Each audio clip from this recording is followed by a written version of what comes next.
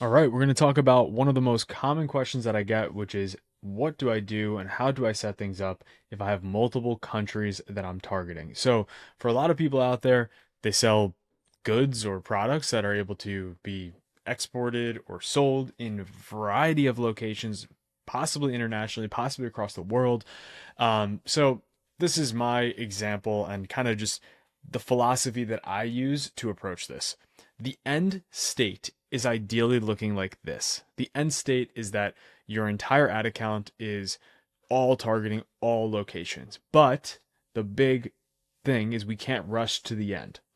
Every single country that you see on my screen right here has been tested one by one.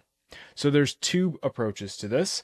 There are way too many different ways that we could chop and change this. So instead of showing you in an ad account, I'm just going to give you the philosophy around it. And I think this should clear up probably like 90% of the questions I get around this because it's an important thing, right? You could sell a product to so many different places. How do you approach it?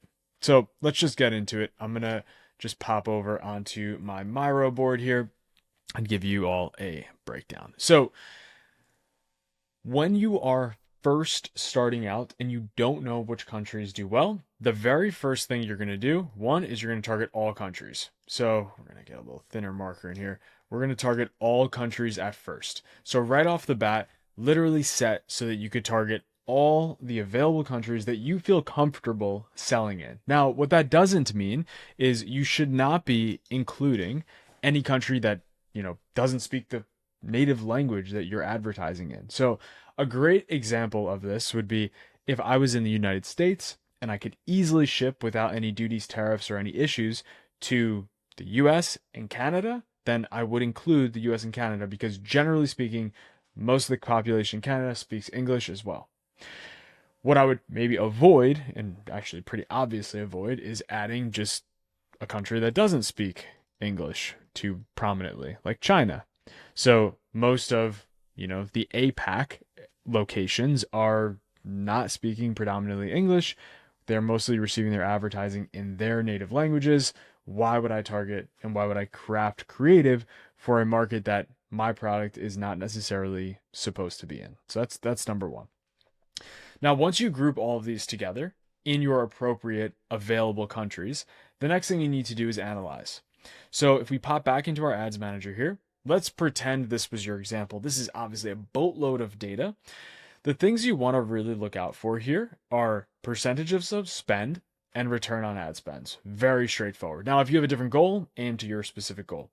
As you could look here very quickly in this campaign that I'm presenting on screen, it spent $115,000. The average cost per purchase is $42. So generally speaking here, we have almost every single cost per purchase in line, right? There's a few like such as Spain here and the United Kingdom that are about $10 higher. These have fluctuated a little bit, so it's okay. But nothing's like totally out of whack. Nothing's getting like $70 cost per purchases. So in this case, we are comfortable keeping these together.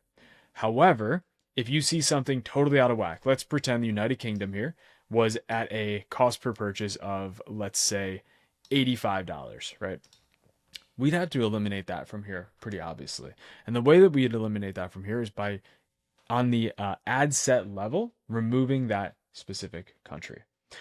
Now, if you have the hunch that you want to, you're already doing this, then it's easy to just eliminate. So you go down the path of elimination, right? That's pretty straightforward. The second thing that happens a lot is a lot of people are only targeting a certain location. So let's say you're targeting only the US right now, but you want to test new country targets because you maybe opened up shipping, you've maybe just haven't thought about testing before, and now you actually want to try it.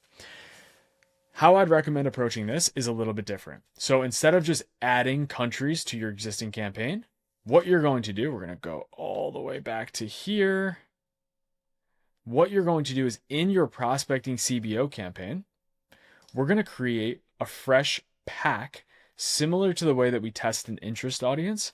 So similar to the way that we test an interest audience, we're going to create a brand new pack and we're going to target the country within that pack.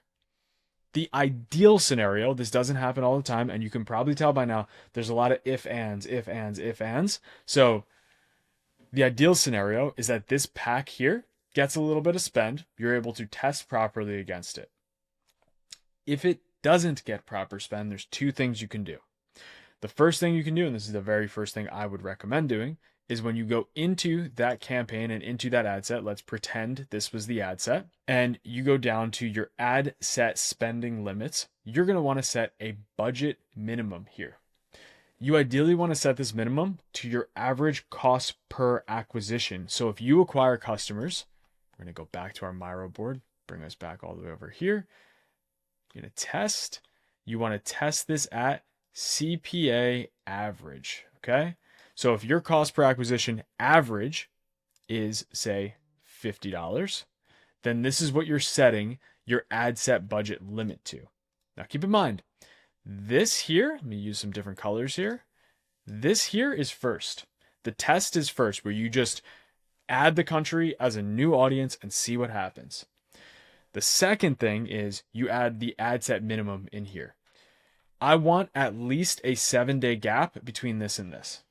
What people do too often is they see one day, oh my gosh, it didn't spend. Not how you need to do it.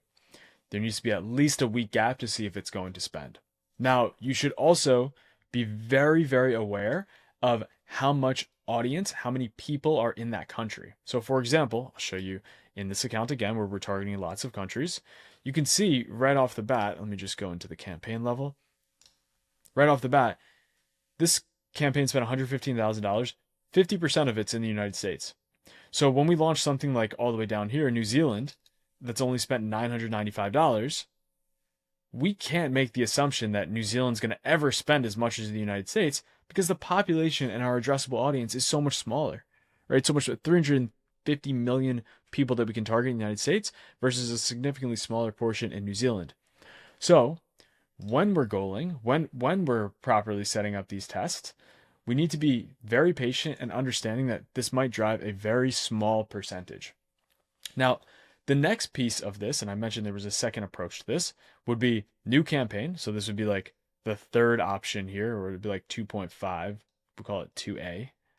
So 2A would be third campaign. So this is new campaign completely. And it's targeted just in the new country. So it's new campaign, new country, and we got to let that run for, again, minimum 7 to 14 days. This here is the most surefire way to test it, but it's also the most risky. My preferred situation is number 2. Number 2 really puts you in a situation where you're never going to overspend, and you are able to confidently test the geographic location. So I hope that helps. I try to keep this a little bit snappy for you guys here. There are so many different nuances to this one. But just generally speaking, just to summarize here, number 2, why I like it so much is because you're testing the geo, you're giving it 7 days, you're giving it a minimum if you need to. And by the way, very, very, very important here, and I hope everyone's listened to this point, this is winners only. You're only getting winning ad sets or winning ads into this. You don't need to test new ads into this. It's just your best of your best of your best. The only thing you might need to change is your copy or your slight iterations of your creative, like the text on your creative, if there's like a different verbiage that's used for your product. But generally, we want to get winners only into this setup.